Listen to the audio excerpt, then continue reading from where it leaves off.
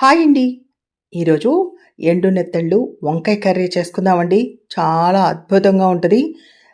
ఎవరైనా తినని వాళ్ళైనా సరే ఈ కర్రీ ఒక్కసారి చేసి పెట్టండి.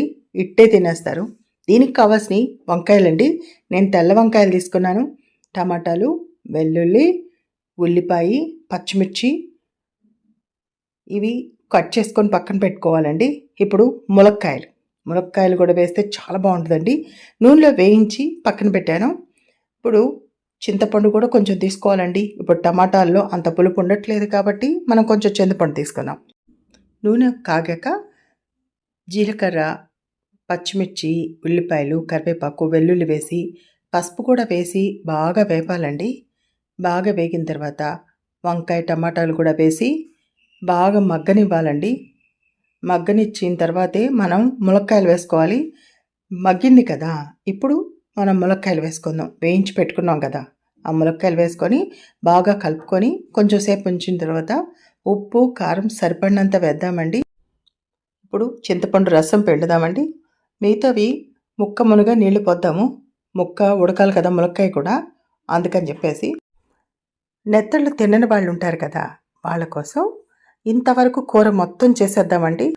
చూడండి, పులుసు బాగా ఉడుకుతుంది కదా, కొత్తిమీర వేసేసి ఇంకా దించేద్దామండి. వంకాయ, ములక్కాయ, టమాటా కర్రీ రెడీ అండి. ఇప్పుడు నెత్తళ్ళు వేసుకొని చేసుకుందాం. ముందుగా నెత్తళ్ళని వేడి నీళ్ళలో వేసి కొంచెం ఉడకబెట్టి తీసి శుభ్రంగా కడుక్కోవాలండి. ఒక 8-9 సార్లు నీట్గా కడుక్కున్నాక కొంచెం నూనె, పసుపు వేసి వేపుకుందామండి.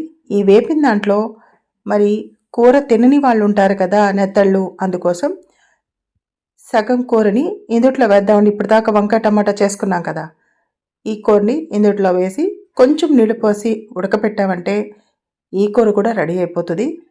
చూడండి, కొంచెం నీళ్ళు పోసి మనం మళ్ళీ ఉడకపెడితే నెత్తళ్ళు వంకాయ కర్రీ ఇది రెడీ అయిపోతుంది. చూసారు కదా, 2 కూరలు.